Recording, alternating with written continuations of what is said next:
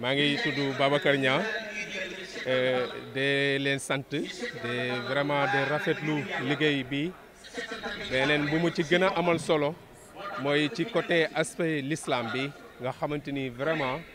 Massalikul Jinaan bi tey defal na sigil na l'islam sigil na Sénégal Maulana Cheikh Ahmadou Bamba aussi vraiment ñu ngi koy ñaanal yàlla yokku leeram yàlla tas ko ci barkeem parce que sigil na l'islam sigil na Sénégal sigil na Afrique c'est vrai que les choses il y a des risques ici mais dafa am lu am solo parce que jullit aussi amul lu dul julli te nit fekkente ne da ngay woote sa ngëm te muy dëgg ci yow dëgg la damay laajte ndax nit ñi corona lañ ragal wala suñ borom Allah subhanahu wa taala lañu ragal képp nga xamante ni ñu ngi ñaan it musiba bi yàlla jëlee ko fi mais aspect bu ma gën a amal solo moi mooy aujourd'hui c'est-à-dire représentation de Massalikul Jinaan bii ñu def fii ne tey ak sigil bu ñu sigil julliti l'islam ak sigil bu ñu sigil Sénégal vraiment Serigne Touba moo man mii de wax ak yow je suis un disciple de Tidiane je suis un disciple de Serigne Cheikh Ahmed Tidiane Sy Al Maktoum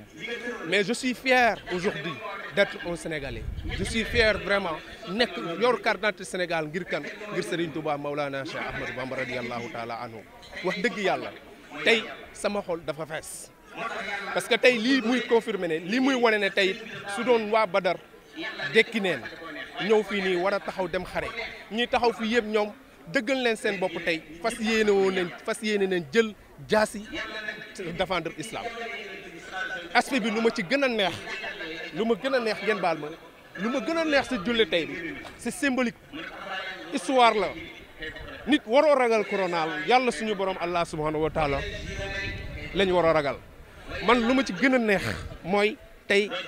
Massalikul Jinaan tey daf ñu sigil Massalikul Jinaan ah je suis talibé Cheikh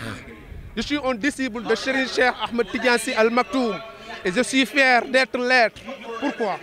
parce que Serigne Cheikh dafa am lu muy wax Serigne Cheikh Ahmed Tidiane Sy Al Maktoum dafa am lu am solo lu muy wax mu ne dafa maa ngi fàttaliku karo ba mu demee Touba dem seeti suñu maam Abdou Lahad Mbacké radiyallahu taala anhu ba mu ñëwee benn kàddu la wax bu am solo dafa ne dama ñëw jël si sama ndono yéen it maa ngi leen di ñaan ngeen ñëw Tiwaawoon ngeen jël si seen ndono mais lu ma yitteel lu mu am solo mooy Massalikul Jinaan bi ne tey daf ñu dimbale daf ñu sagal daf ñu suturaal dafa sigil islam dafa sigil sénégalais ndax julli bii ñu julli tey dafa nekk loo xamante ni c'est historique dafa nekk loo xamante ni jullit amoo lu dul julli autre chose le risque yi ñuy wax naan moom moo nekk si jumaa yi mais supermarché yi moo ëpp risque pourquoi pas te nit ki boo demee war a dem julli gi da nga jàpp ba set sa lu rafet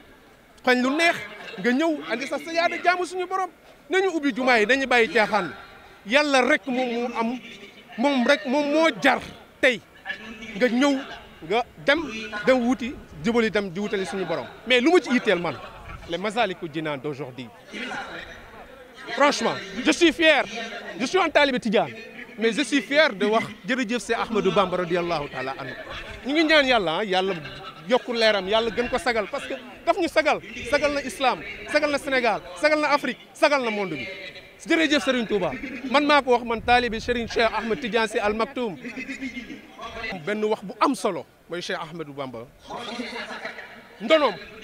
jusqu'à présent moi je dis que les 99% des ndono de Cheikh Ahmadou Bamba jusqu'à présent Sénégal exploité guñ ko te il est temps ñu exploité ko te lii dafa dugg ci l'histoire nit yàlla nga war a ragal mais waroo ragal corona yàlla nga war a ragal mais waroo ragal feebar il faut dire la vérité gis nga ñii taxaw fii ce sont des doomi aadama yu nga xamante ni nit boo amee ngëm te muy dëgg ci yow amul dara luy taxaw sa kanam ngay gis loo xamante ni benn jafe-jafe sa mais jërëjëf Serigne Touba man mi de wax ak yow je suis un disciple de Cheikh Ahmed Tidiane Serif je suis un disciple de Serigne Cheikh Ahmed Tidiane Sy Al Maktoum